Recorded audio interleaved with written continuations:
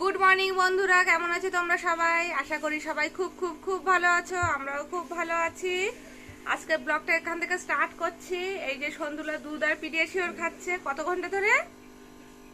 9টার সময় খেতে দিয়েছি, এখন 10টা বাজতে যায়। 1 ঘন্টা হয়ে যাচ্ছে, ওর খাওয়া কমপ্লিট হচ্ছে না। দুটো মেরি বিস্কুট আর দুধ আর পিডিয়াশিওর খেতে ওর 1 ঘন্টার বেশি টাইম লাগছে। আর আলসে করছে, বৃষ্টি ওয়েদার মানে সন্তুলা আলসে করে। দেখো ওর গোপটা দেখেছো তোমরা সবাই? বলে বাবালে সবাই গপ দেখো, ওর গপ দেখো। তো চলো এরপরে আস্তে আস্তে সব কাজে লেগে যায়। আর কি কি কাজ করি অবশ্যই তোমাদের সাথে শেয়ার করব। এই যে কোস্তাব তাড়াহুড়ো করে খাচ্ছে, আজকে ভাত খাওয়ার সময় নেই, ও রুটি খেয়ে যাচ্ছে। রুটির সাথে তরকারি আর কি মিহিদানা খাচ্ছে।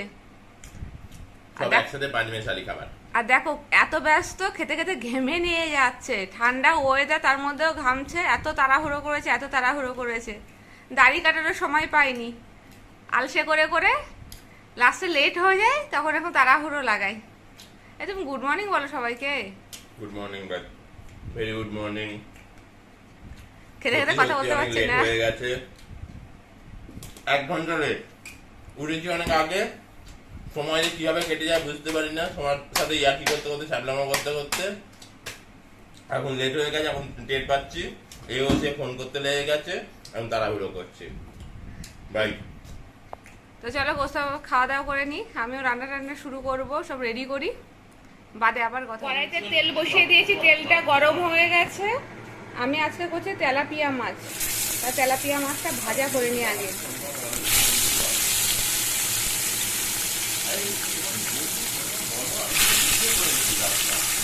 তেলাপিয়া মাছটা আগে ভালো করে ভাজা করে নিয়ে একটু আলু দিয়ে একটু ঝোল ঝোল করবো। তো মাছটা ভাজা করে কি করে রান্না করছি তোমাদের সাথে শেয়ার করছি। এই যে মাছ ভাজা কমপ্লিট হয়ে গেছে আমার। আর এই কড়াইতে আমি সাদা জিরে ফোড়ন দিয়েছি, এটা আদা জিরে দিয়ে করছি। আর এই যে আলু বেগুনটা আমি এবার একটু ভাজা ভাজা করে নিচ্ছি, তেলের ওপরে দিয়ে নিচ্ছি। আমি আর এক্সট্রা করে এর মধ্যে তেল দিইনি, যেইটুখানি তেল আছে ওইটুখানি তেলেই আমার রান্না হবে। চেষ্টা করি তেলটাকে একটু কম ইউজ করার। তো যাই হোক, এটা ভালো করে নাড়াচাড়া করে নিচ্ছি।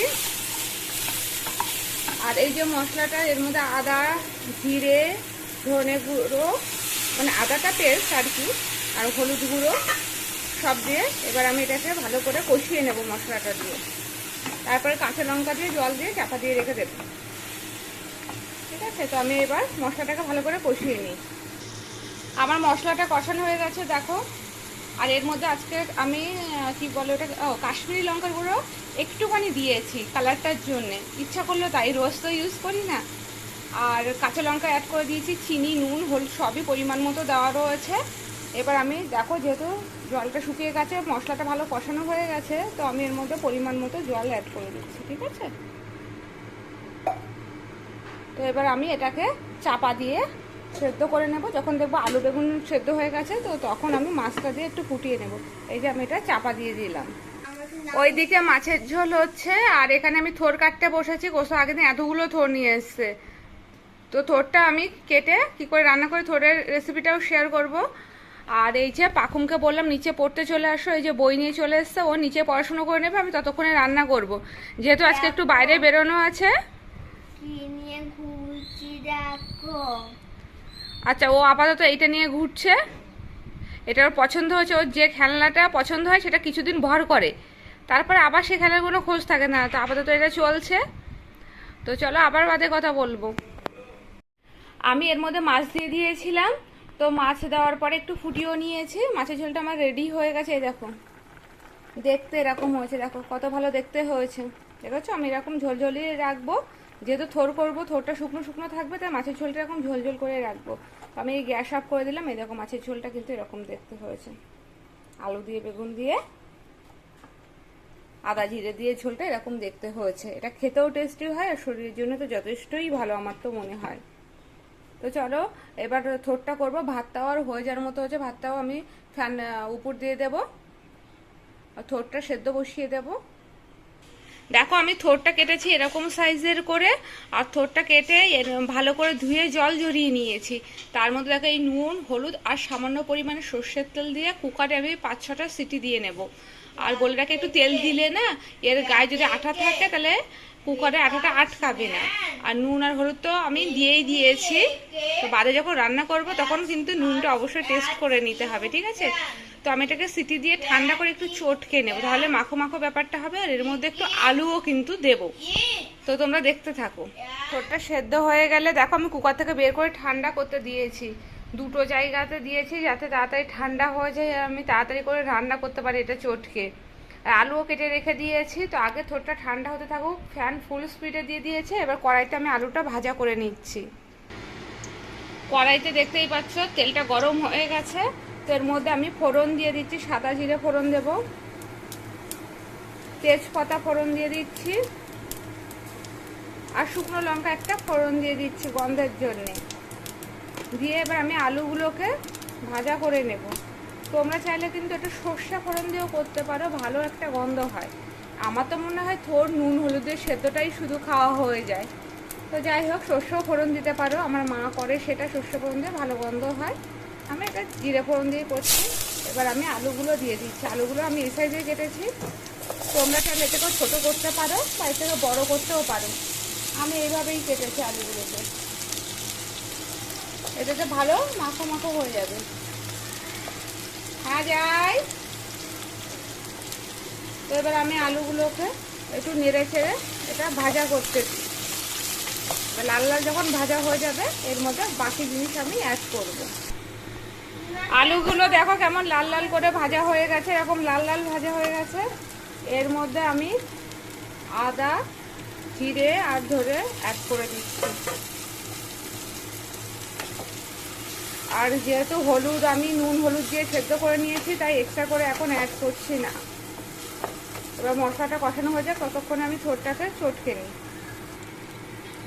এই দেখো আলুর সাথে মশলাটা কষানো হয়ে গেছে, আমার ঠোঁটটাও চটকানো হয়ে গেছে। ঠোঁটটা বেশি চটকাবো না, এরকম করে চটকে নিয়েছি যাতে মাখো মাখো ব্যাপারটা আসে। এবার আমি ঠোঁটের মধ্যে দিয়ে দিচ্ছি।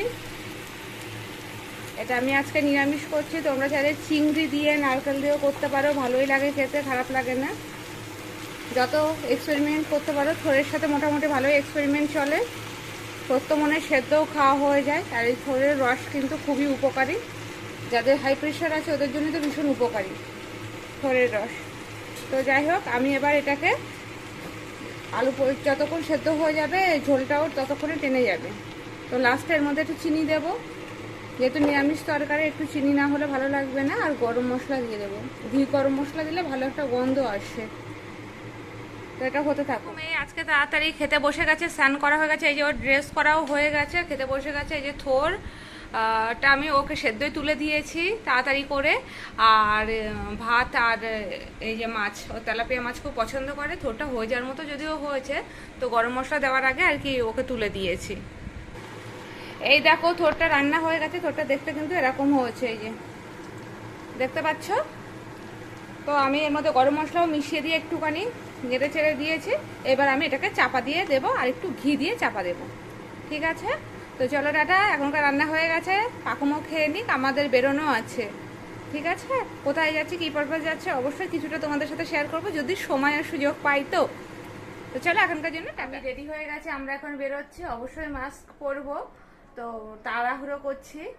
আবার বাইরে বেরিয়ে কথা বলবো। সোনু রেডি হয়ে গেছে, সোনু জুতো পরলে হয়ে যায়, আমার জলটা ভরে নিলে হয়ে যায়, সব রেডি। আজকে আমি একটা শাড়ি পরেছি, এই দেখো এরকম শাড়ি পরেছি একটা। তো অনেকদিন বাদে শাড়ি পরেছি, সেইভাবে তো বেরোনো হয় না, তো শাড়িও পরা হয় না। তো যাই হোক বেরিয়ে দ্বিতীয় হুগলি সেতু থেকে নামলেই কিন্তু নবান্ন, এই আমরা দেখতে পাচ্ছি ওপরে বড় বড় করে নবান্ন লেখা। এই সবচেয়ে বড় বিল্ডিংটা দূরে যেটা দেখা যাচ্ছে, আমরা এখন তার সামনে দিয়েই যাব। ওই বড় বড় করে লেখা রয়েছে নবান্ন। নবান্ন, আমরা এখন নবান্নর সামনে দিয়ে যাচ্ছি। আন্দুল রোড এটা। আমরা দ্বিতীয় হুগলি ব্রিজ ক্রস করলাম, ক্রস করে এখন আমরা আবার ব্রিজে উঠছি। অসাধারণ জায়গা।